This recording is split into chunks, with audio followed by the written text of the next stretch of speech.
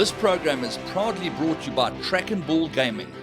Douglas Whyte, 13-time champion jockey of Hong Kong. On his day, his turn of foot, honestly, you had to sit still, because if you got too active on him, you'd go off the back. That's how quick he would turn it on. He would drop 4 or 5 inches, and every jockey or person listening to me would understand that. Ambitious Dragon down the centre part of the course. He's going after Mighty High. In between them, Viva Pataka and Irian wide out. Ambitious Dragon hits the lead from Mighty High. Clear from Viva Pataka. California Memories flashing home, but the Derby winner, Ambitious Dragon, makes it 3 Group 1s in a row. I'm currently at the Thoroughbred Breeders Association Library, and I'm sitting in front of a beautiful sculpture of one of South Africa's most favoured racehorses ever. His name just happens to be London News. He's a son of Bush Telegraph out of the mare Soho Secret. He had a full sister called Secret Pact, who also raced with enormous distinction. But the reason that he was so famous in South Africa was because he was victorious in South Africa's most favoured race, the Rothmans July. He also won the J&B Met, and then he flew to Hong Kong, 47 hours door to door from Cape Town to Joburg to Amsterdam to Hong Kong. And with Douglas Whyte aboard him, he won the Queen Elizabeth II Cup. It was the 13th of April, 1997. London News, the pride of South Africa, goes up and goes to the lead. Privilege on the inside is coming again. London News in front. Privilege won't give in. London News doing the better, and London News, he's everything they said, and he wins. It was indeed because of London News that Douglas Whyte was so warmly received into Hong Kong.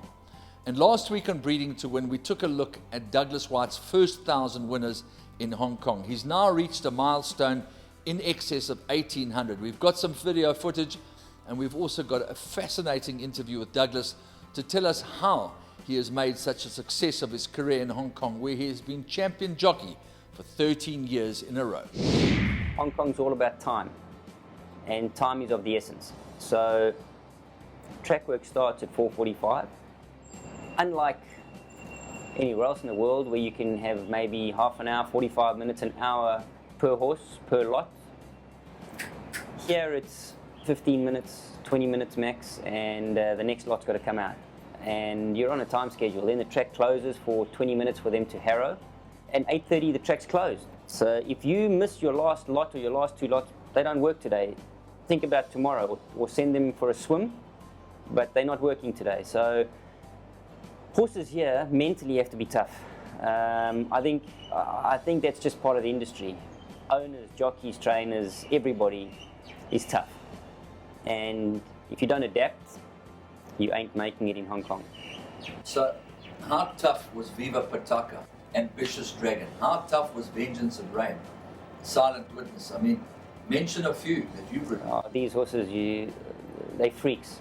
They are, Vengeance and Rain, going to Dubai, winning there, then coming back and winning again here, 3 weeks later the QE2, and he won the Derby. And those horses are freaks, and that's why they're freaks.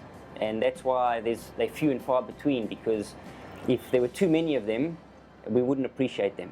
I respect those horses more because I know what I've been through for 13 years trying to keep up to my own challenge. And they have the same challenge. They have more of a challenge because they have to go around the same track, go back the same stable, the same routine, 24/7, for however long it takes them for their mind to go bang. Or the trainer decides that's enough. But they don't have an option. They get told what to do. I can fly out to Phuket. I can fly to somewhere to get away for 3 or 4 days and freshen my mind.